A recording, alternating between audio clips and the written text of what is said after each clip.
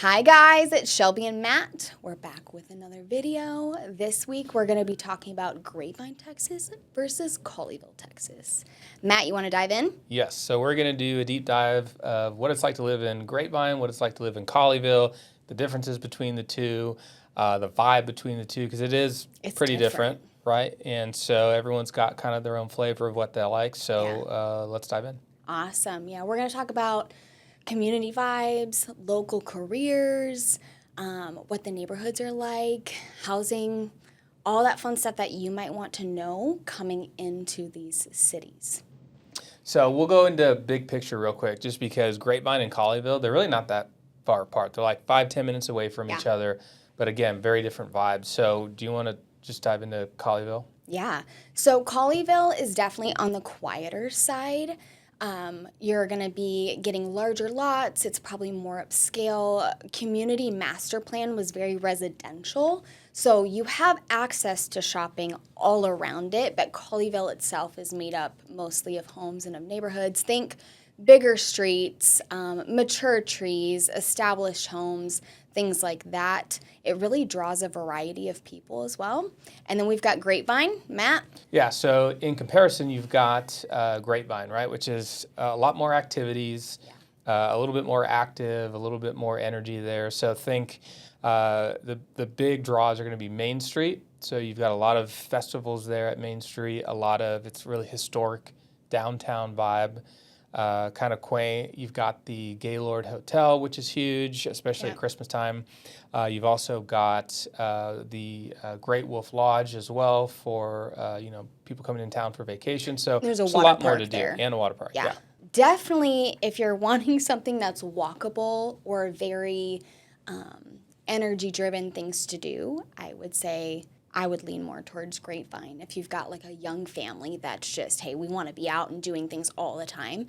But if you want to be more in an established, quieter neighborhood, so think the kids can bike around the cul-de-sacs, and then you're willing to drive 5 to 10 minutes maybe, I would go more towards Colleyville direction. Now let's talk about housing and affordability in both Grapevine and Colleyville.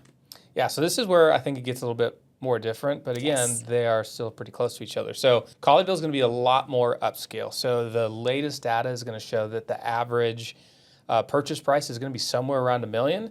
But with that, you're getting larger lot sizes, some of them around probably up to half an acre.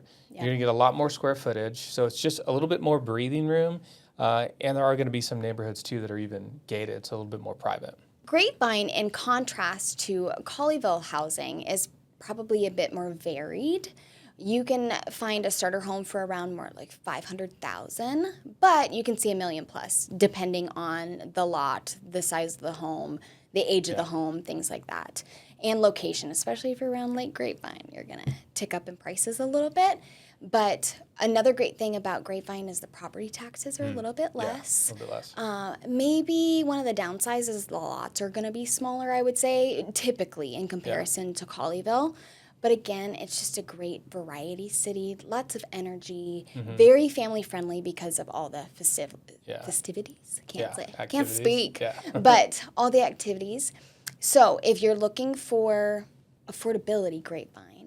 Yeah, whereas Colleyville is going to be a little bit more But Colleyville exclusive. Is going to be more exclusive. It is going to be quieter, and you are, again, so close to everything that is busy and available to you. So it's just really based on personality, I would say. Yeah. Okay, let's paint a picture now on like demographics, career, kind of local culture of each city. In Colleyville, you are attracting more professionals. Think like finance, management, science, tech, healthcare. Median household income is about $170,000. You also have a much smaller population for the city. It's sitting at about 26,000.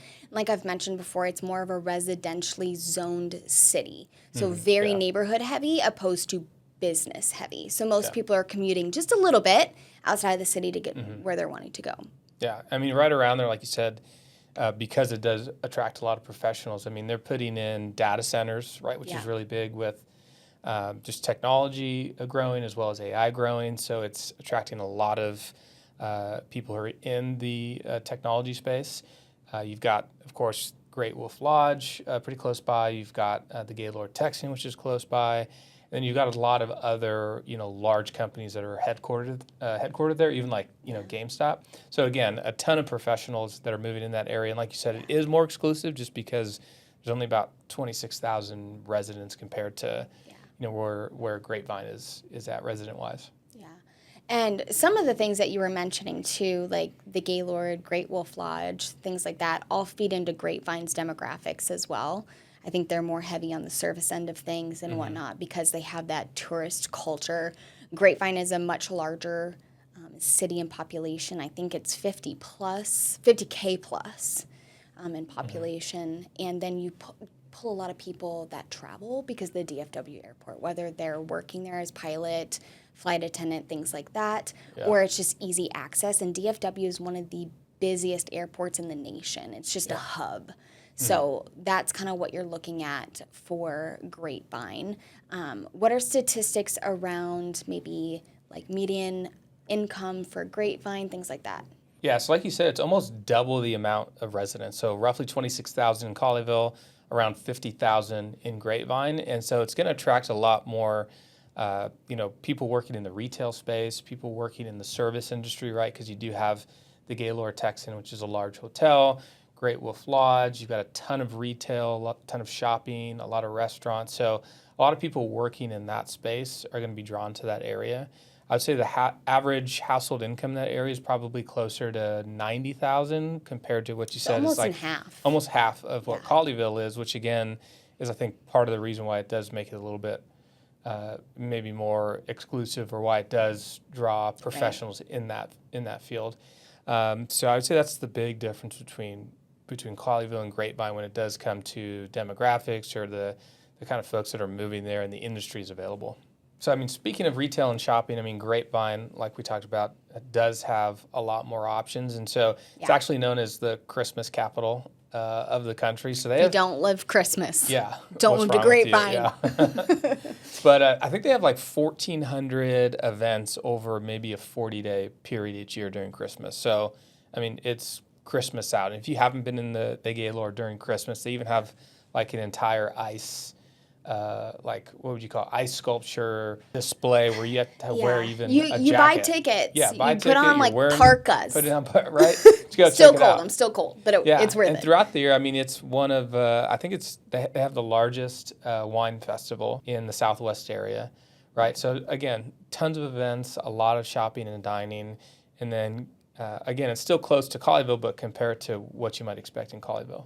Yeah, so in Colleyville, again, stressing that it's heavy residential. So they do have fine dining, they have some shopping, things like that, but you're probably going to be driving right outside the city limit of Colleyville to really find more of that scene. So in Southlake, which is right next door to Colleyville, you've got Southlake Town Center, and there's a lot of upscale shopping there. Think more like Anthropologie, Madewell, Banana Republic, places like that.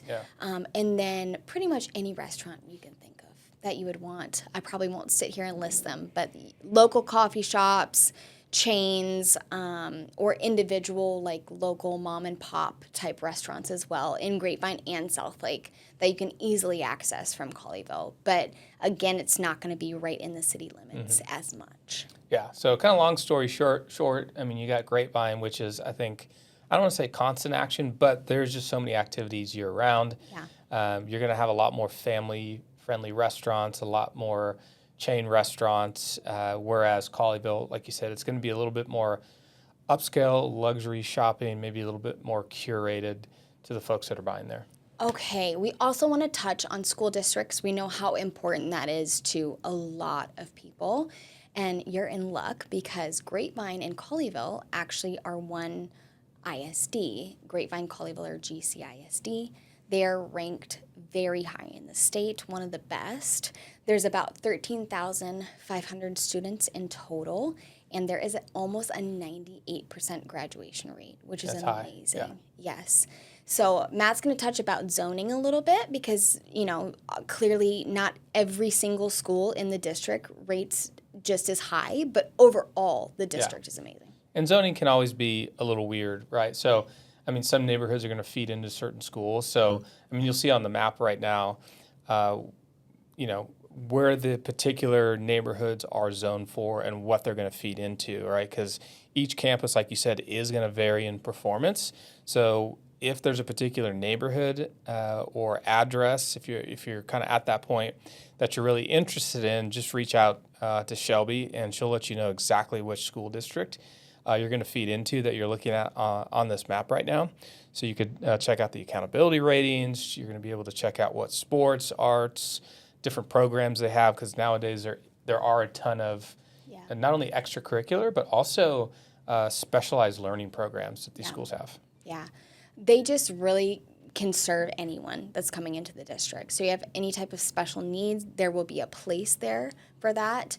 If your student is super focused on sports and, hey, I'm going to get the best scholarship to the best school, playing football or whatever that might look like, they can make a pathway for you in that as well. So I can't speak highly enough for the Grapevine Colleyville ISD district. You would be lucky to be in the midst of it. And many people move here for exactly that reason. Yeah. So happy to dive into more information, like I said, off this video if anybody's truly interested. So if you had to sum up kind of everything we've discussed so far between living in Grapevine, living in Colleyville, how would you do that in maybe a couple sentences for each? Yeah, I would say Colleyville is more reserved, peaceful. I'm going to retreat to my estate. That's how it makes me feel.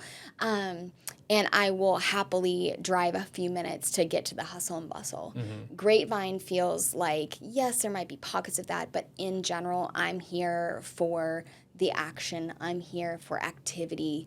Whether that be recreation, festivities, community lifestyle. They really bring that small town feel, even though you are only 10 minutes from the airport and honestly 20 to 25 minutes from Dallas and Fort Worth. So it's the best of both worlds, in my opinion, really for both of them. Mm-hmm. It's just going to be based on what your personality or what your family needs. Yeah. Awesome. Well, thanks for watching. If you have any questions on anything we specifically discussed, just reach out to Shelby or myself, and we're happy to help. The next video, we're going to go and maybe just zoom in a little bit further and just talk about one specific neighborhood that Shelby wants to highlight. Yeah. See you next time.